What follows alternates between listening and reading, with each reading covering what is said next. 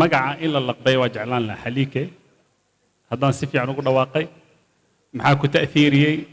acjab shay runtii qisas fara badan oo aad ka sheekaysay aadaab azawaaj oo cajaa'ibteeda lahaydna way jirtaa mawaaqifta ijtimaaciga hal mowqif haddaad noo taaban lahayd way fiicnaan lahayd jazaaka allahu khayran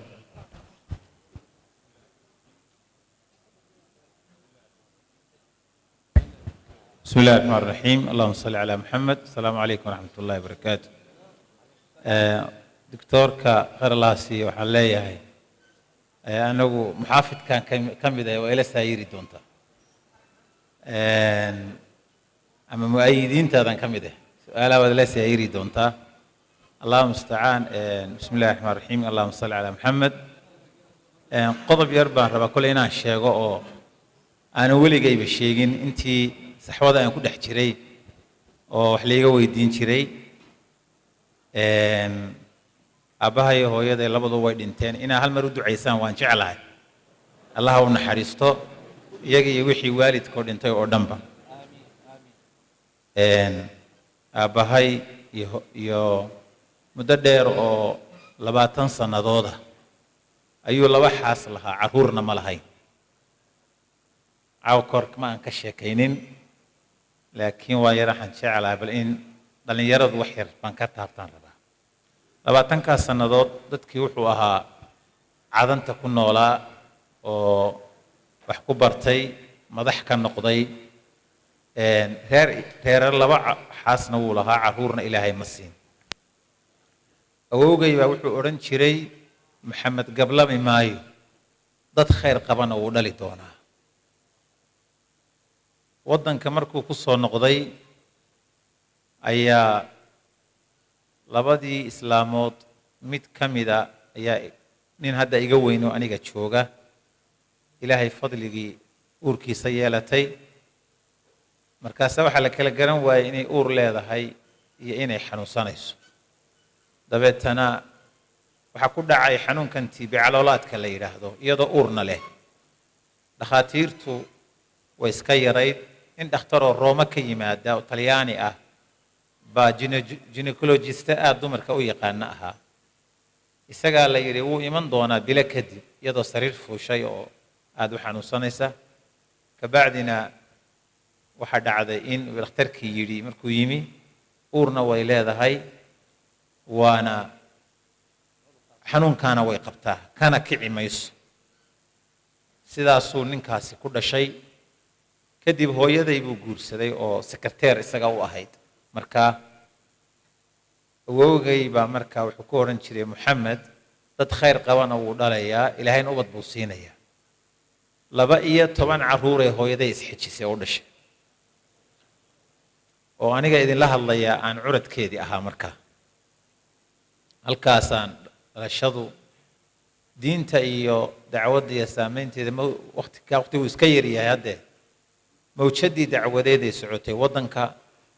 markaan iskuulkii dhexe ka baxay baa abahay wuxuu ii diiday inaan dhigto iskuulkii laatiiniga ahaa markaas wuxuu igu daray iskuulkii aan dadku aad u dhigan jirin ee masaaridu ay dhigi jirtay ee afka carabiga lagu dhigan jiray halkaasay ka bilaabatay saameynta iyo inaan carabigii ku soo dhawaado iyo diintii ku soo dhawaado saameynta ugu weyn halkaasay ka bilaabatay sidaasaan kaga takharujnay waxa ilaahay mahadi ah waalidku wuxuu ahaa qof salaad badan adkaarta anigu waxaan ku garaadsaday isagoo salaatuleelka tukada aabahay markaan damcayna idhaado aaba aan kula tukado dadka hurdada fududna waanahay marka aan habeenkii isrogo waan soo jeedaa ilaahay fadligii qof baa markuu jiifsado isrogiisa aan ogeyn markastoo aan isrogo waan soo jeedaa markaan seexdo dadka hurdada fudud baa marka ah markaan arko soo tukanay aaba aan kula tukado caruurtu markay tukato salaatuleelka way ku khafiifaane yaadan ku khafiifin aaba iska daa oran jir markaas oran jir war adigoo yar yaadan waalana iska daa hadaba adkaartu marka akhrin jiray waxaan ka xifdiyay afkiisa adkaaru sabaax marka uu labisanaya shaqada u kacayo allahumma bika asbahna bika amsayna bika nahya bika namut ereyadan afkiisa ka xifdiyay kamid ah waxaa ka mid a qur-aanka aayaadkan ka xifdiyey salaatuleelka markuu tukanayo aan ilaawin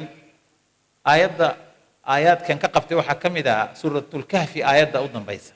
suuratu tawba laqad jaa'akum rasuulu min anfusikum casiizun calayh afkiisaan ka xifdiyay anoo suuratulbara'aba aqooninba ku tukan jiray walilaahi alxamdu halkaasaan marka weligay adduunka intaan ku noolaa dhallinyaronimadaydii salaadna igama tegin soonna igama tegin haddaan caawa ilaahay la kulmo waxaan rajaynayaa inaan soon iyo salaad laygu lahayn waa fadli ilaahay waxaan taa u sheegayaa weligay ma sheegin dhallinyaradaan rabaa inaan cibaadada ku sagsaagin soonta yaraantuu nagu rabeeyey waalidku maxaan ku idhaahdaa iyo salaadaba saasaan ula qabsaday oon ku cibaadaysan jirin walaahi alxamdu sidaasaan de kolley dacwadda iyo waqtiga ula soo jaan qaaday waxyaabaha iigu cajabta badnaa intaan dacwadda ku soo dhex jiray waxaa ka mid ahaa markii aan dacwadda bilownay oo meel dhexe annagoo marayna ayaa waxaa dhacday qole ku soo duushay qabaa'ilku waa taa islaaya marka aniguna waan yaro shaqshaqaysan jiray waxbaan dameer yar iyo waxbaan lahaayoo dameerkaasaan iibsadayoo i shaqshaqayn jiray marmarna anaa biyaha ku dhaamin jiray marka dabeetana waxaa dhacday nin iska wadaadaan ahaayoo masaajid baan biyaha isaga shubi jiray waa soo daraa dhowr tanag 4 lewr baan ku rogaa masaajidka reerkii baa reer ku soo duulay cishadii dambe baan dameerkii nin wadaadana waan ahayoo masaajidka niman suufiya waxbaa haysto kuma tukado waa diidana biyaha laakiin waa u shubaa waxaan israadaa lagu weysaysto maantii dambe waxaan imi masaajidkiioo agtiisii dhariyo waaweyn foostooyin waaweyn oo dab shidan oo hilibba la karinaya awrna halkaa lagu qalay magaaladu waa meel waxay ku taallaa webiyada soomaaliya mid uu maro mid ka mid ah magaceeda waxba hadda ma baahan la sheegay marka waxaa dhacday haddii magaca la sheego dadkaa la garanayaa waxaa dhacday in waxaan arkay webiga waxaa jirta biyo xireen la sameeyey biyo xireenkii baan sidaa u eegay rag baa sidaa u safan kulligood waa feedhaqaawan yihiin raggaas meesha safan nin quroo shaar iyo garan xidhan kuma jiro go' iyo macawiis baa la wada xidhan yahay ninkii xaaji axmed baa la oran jiray masaajidka odayga kaa waxaan ku yidhi war xaaji axmed ma wadaadka ikhwaanka ahaa bay ugu war xaaji biyihii baan shubay maanta maxaa jira dherigaa karaya awrka halkaa lagu qalayo soo ma aragtay awrka markaa docna waa laga saaray haraggii docda kalena waa la wadaa waa lagu bislaynayaa alibari baa ka jira reer hebel baa soo duulay nimanka halkaa fadhiya waxa weeyaan allabarigan iyagaa cunaya qur-aan bay akhrinayaan reerkaasi in maxaan ku idhaahdaa aanu soo gelin magaalada la xijaabaya haye oo qur-aankay akhrinayaan muxuu yahay idaa sulsilad baa la akhrinaya oo maxaa feeraqaawiyey nimanka idaa sulsilad marka reeraha lagu ganayo shaar lama xidho waa la feeraqaawiyaa buu yidhi